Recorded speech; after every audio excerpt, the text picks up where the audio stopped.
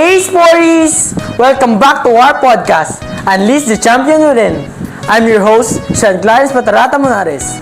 So, we're done with episode 1 entitled The Lasting Power of Coaches' Words.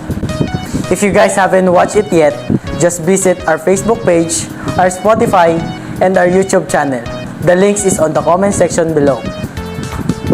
Our team interviewed one of the big-time coach, Mr. Desiderio Sinoy. Sir shared his thoughts, insights, and knowledge about basketball.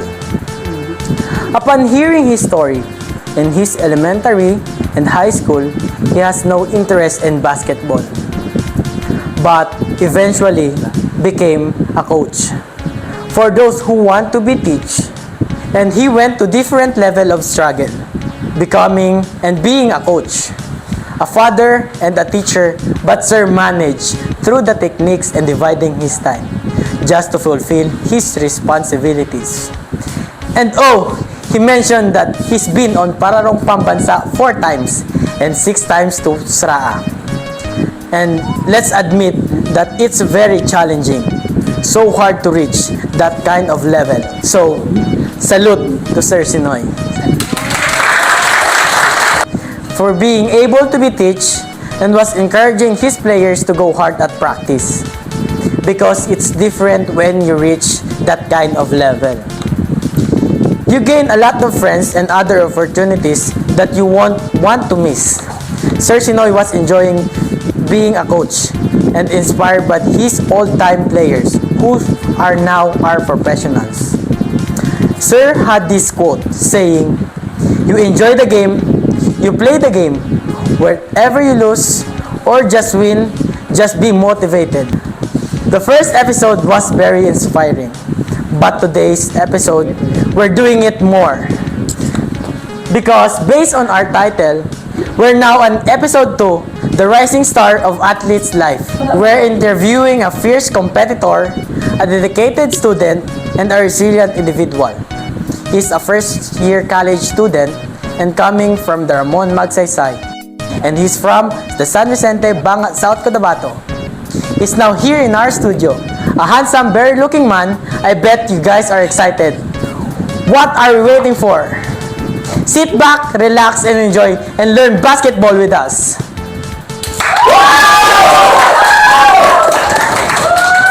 Let us now welcome MJ Maglente. Welcome, sir. How's the snacks? Snacks and... How's life, sir? Okay lang naman. Mahirap naman yung college pero kakayanin. Thank you for being here today, sir. I'm so glad that you came. And I'm going to ask you a question regarding to basketball. Are you ready, sir? Yes, May jowa ka na ba? meron.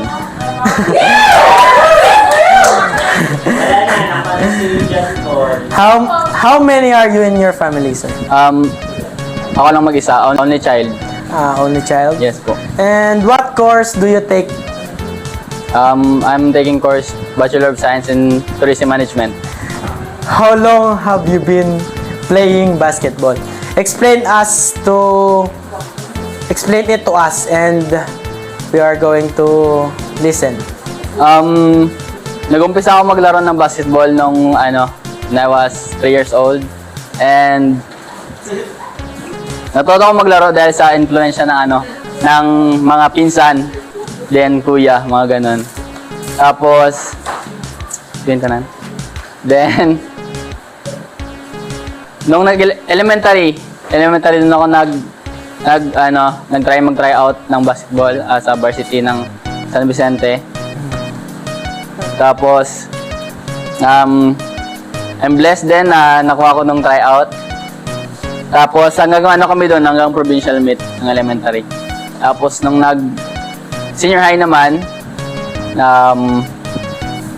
nag-tryout ulit ako dito sa San Vicente National High School. At yun, nakuha din ako bilang varsity din. Then hanggang champion kami ng municipal, then nakaproceed kami ng provincial, but di kami pinalad na makakuha ng medal. But, nung last year ko, grade 12, doon na kami hanggang provincial din, then not bad, naging bronze medal kami. Yun lang.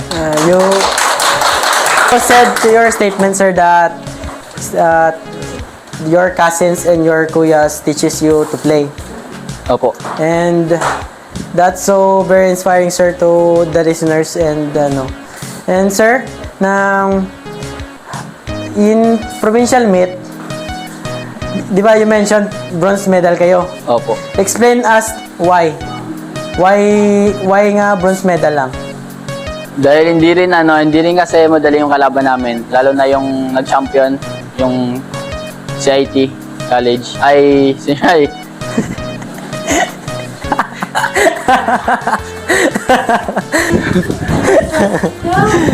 Yun na. Hindi rin madali yung pinagdaanan namin dahil hindi rin madali yung kalaban namin, lalo na yung nag-champion na CIT. Then dahil sobrang lalaki niya, dahil height advantage din yung sa kanila. Kasi kami maliliit. Tayo, maliliit. Then, but, not bad na daw yun sa amin dahil ang layo ng agwat ng height namin, pero nakapasok din kami sa third at nakuha namin yung bronze medalist.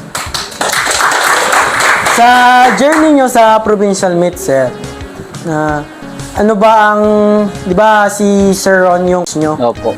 Ano ba yung mga tumatak na mensahe or motivation na sinabi niya sa'yo? Yung tumatak lang sa akin na sinabi ni Coach Ron na sabi niya na kahit di niya daw yung hilig yung basketball, kahit di siya magaling, kahit di niya pa yung basketball, ang naganda ko sa kanya is yung advices na matutunan mo sa kanya, lalo na pag nasa court, imo-motivate ka niya lagi. Kung pagod ka na or something na gusto mo na sumuko, always na lang nire-remind na okay lang mapagod, basta wag lang sumuko.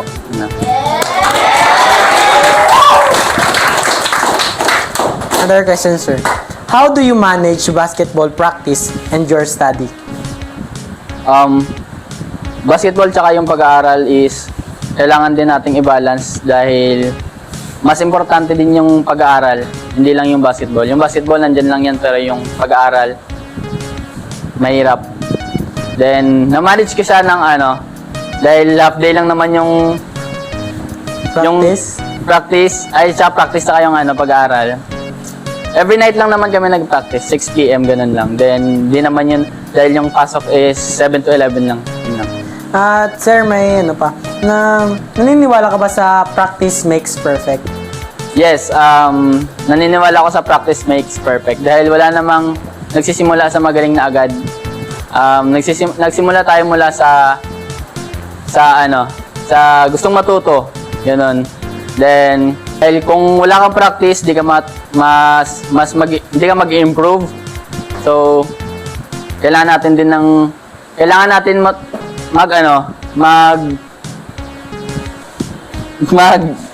mag-gain ng another knowledge para marami tayong matutunan. So, sir, di ba meron minsan na kasama mo sa maglalaro.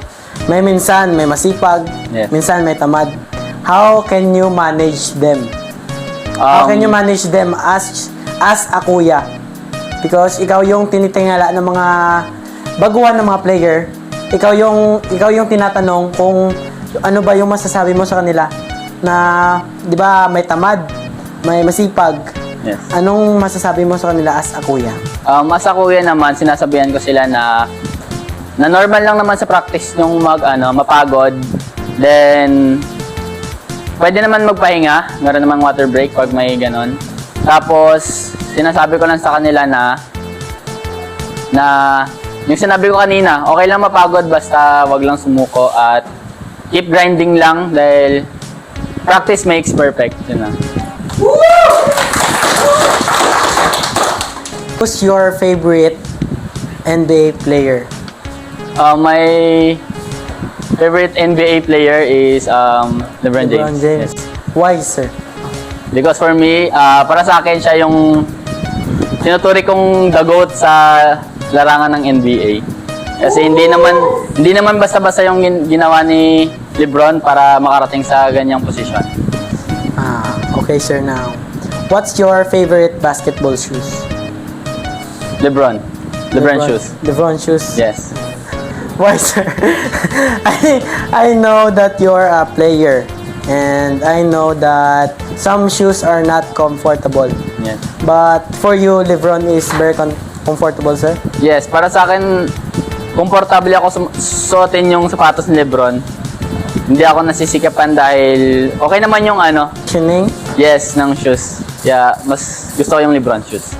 Kung baka nahihirapan ka, sir, pwede ka din mag-Ilonggo, Tagalog. Okay lang naman. Ano ang binibigay mo na advice sa gustong maglaro, sir? Sa gustong maglaro ng basketball, practice lang palagi, tsaka wag mawalan ng pag-asa. Kung hindi man ngayon, sa susunod baka Pala rin. yun lang. Do you consider basketball as your comfort zone? Opo. Why? Because basketball yung tinuturi kong comfort zone because pag marami akong problema or pag drain na tapos yung gagawin ko is mag-aaya chat sa GC na kung sino yung sasabay maglaro. Then yun. May quote ka po ba sa basketball? Meron. Nakita ko sa sa online na sa basketball is no pain, no gain. Yan lang po ba yung masasabi mo sa mga kabataan, sir? Na, for example, ikaw nagbigay ka ng quote sa kanya. Kung siya nabigyan mo ng quote, ganun pa rin ba ang sasabihin mo sa kanya, sir? Meron yung dagdag dahil no pain, no gain. Ibig sabihin nun is hindi naman sa basketball or sa practice, hindi madali yung practice dahil ma-experience ka ng pagod, then yung pananakit na katawan, basta hindi talaga madali. Kaya wag lang maghinto, mag-practice dahil doon tayo matuto. How can you manage, sir, ng mga bad players? Or for example, di ba sa atin dito, pag maglalaro tayo ng what we call buwakaw, how can you manage that? Sa akin okay lang naman yung mga buhaya, ganun. Basta, then, okay na sa akin yun dahil yung ko lang naman sa basketball is yung, okay na sa akin yung manalo. Basta manalo na kami. Hindi sa akin sapat yung score, ganun. Basta sa akin is manalo yung buong team. Okay na sa akin yun. Kaya dapat kayo guys na nanonood, dapat ganyan yung isipin nyo. Huwag kayong magpadalos-dalos ng mga desisyon. Kaya, so, sir, that's all for the question. Thank you very much Thank for you. answering our questions. Yes, thank you. And thank you. And Maraming salamat po. I hope you guys learned a lot from our handsome guests. If you guys have a question, let us know in the comment section below. For the last minute remaining, we have prepared a game. Would you rather basketball edition?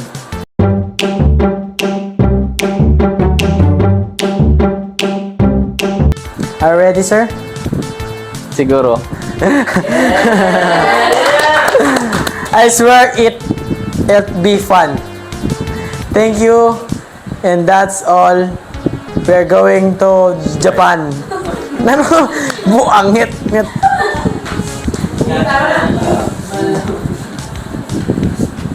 Pastok ba?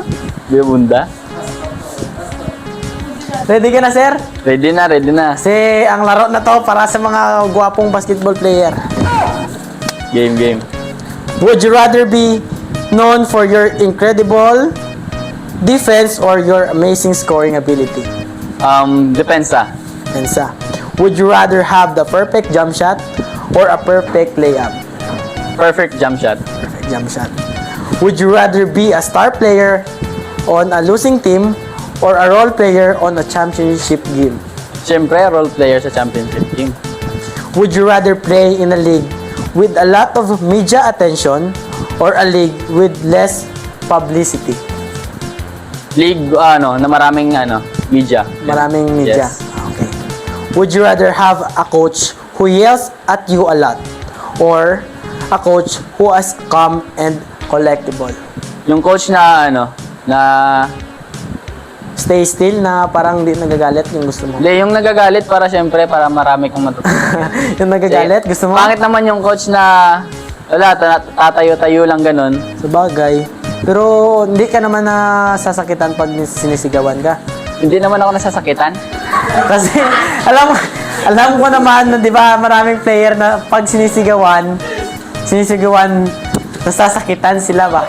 Hindi naman ako nasasakitan kasi tinatanggap ko na lang yung yung galit ni coach kasi mali naman ako ako nagawa. Alam ko may makakatuto din. Kaya sa mga bata dyan na nanonood, kung pagalitan kayo ni coach nyo, lesson yan para sa inyo. Yes. I'd rather have a teammate who is always positive or a teammate who always serious. Teammates na always positive.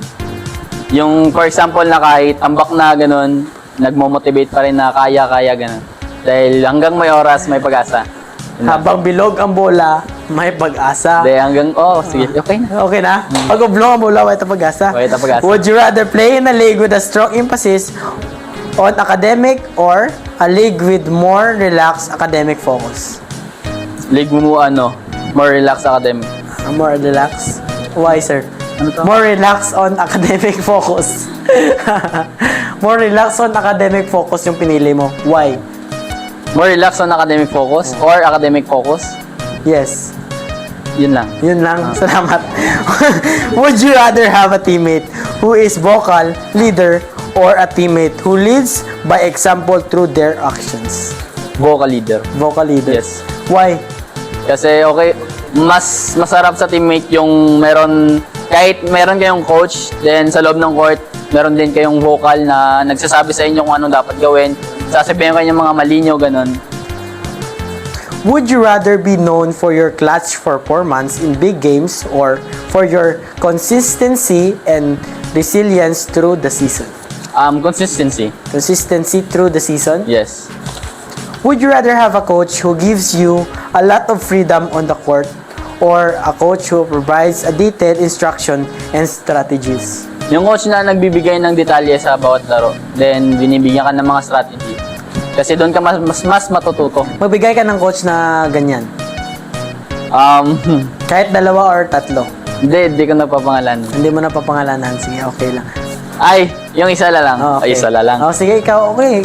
Ikaw, pag gusto For ka. example, yung si Coach Ron. Yun. Coach Ron, ano ang ambag niya or anong niya sa life mo as a basketball player? Yun yung nagtuturo siya kahit hindi daw siya marunong mag-basketball. Yung mga advices niya talaga yung nagpapaano sa akin na mas tutuloy ka pa yung paglalaro ng basketball. Would you rather coach who pushes you hard to improve or a coach who focuses you to building a team chemistry and creating a positive environment? Yung coach na, yung una. Yung to improve and to harden you in practice, yun? Own? You pushes you to improve. That's ang una. Pushes me? Oh, push you in a clip. Tapos? Push you to improve. As individual? Oh, as a player or a coach who focuses you building a team chemistry and creating a positive Coach na mag-building ng chemistry. Then, good environment. Would you rather play in a league with a high emphasis on physicality and intensity or in a league with more finesse orientation style of play? Liga na yung may mga sakitan, physical ganun. Gusto mo? Mas maganda. Bakit, sir? Bakit? Para masaya. Para masaya? Yes. Pag sinuntok ka, suntukin mo rin. Yun, ganun. Di ba? Would you rather play with the league with a high level of fan engagement or a league with more casual fan base? Yung una, yung league na ngayon. Una. Yung league na fan engagement or league na casual fan base? Fan engagement siguro. Fan engagement. So, thank you, sir. Thank you. That's all for our game. Would you rather have a sample of teaching us a sample when playing basketball. Teach us a technique or mga hand sign. Hand sign. Hindi. Hand sign sa basketball, sir. Shooting form. Shooting form. Show them to them. Hindi naman ako magaling na na shooter, but meron naman ako natutunan na perfect shooting form para sa Para sa mga sa mga nanonood. Hindi, kailangan yung natin, yung siko is naka-straight. Naka-form ng L dito sa kamay natin. Sige, ikaw din, sabayin mo ko dito. Then, tapos itong kaliwa is guide na lang siya para mag-hawak ng bola. Then, slowly, yun, ganun. Then, dapat ito yung tatlo na na nagtutulak ng bola para umikot. And, gintudluan mo na kami sa shooting form. Yes. Tudluan mo na kami sa sign sa mga, for example, sa referee, sir. Para aware man naman nanonood. Yung sign naman, Sa mga referees. For example, traveling. What is traveling, sir? Traveling. Ayan. Next, sir. Ano pa? Anong sunod? Sige. Tapos, Anong sunod, sir? traveling, offensive foul. Offensive foul. Ganyan. Yes, Ganyan, ganun. sir. Yes.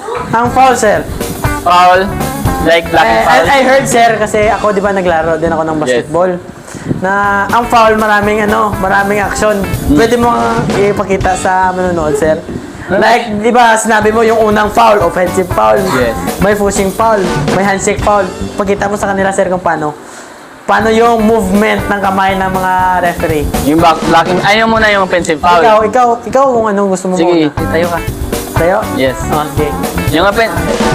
Yung offensive foul, di ba, pag nagbabantay yung kalaban, tapos intentionally nababanggain mo ng ganun, tapos dito yung gamit, or siko, just tatawagan ka ng offensive foul. Offensive foul. Tapos yun yung offensive foul. Ang pangalawa, Blocking foul. blocking foul. Put! Blocking foul. Bakit tinatawag siyang blocking foul, sir? Blocking foul. Kasi, tinatawag blocking foul, dahil, late na siya na nakapunta sa pwesto, tapos mag-driving layup ka, tapos babanggain ka, then Yun. Paano nga yun ulit, sir?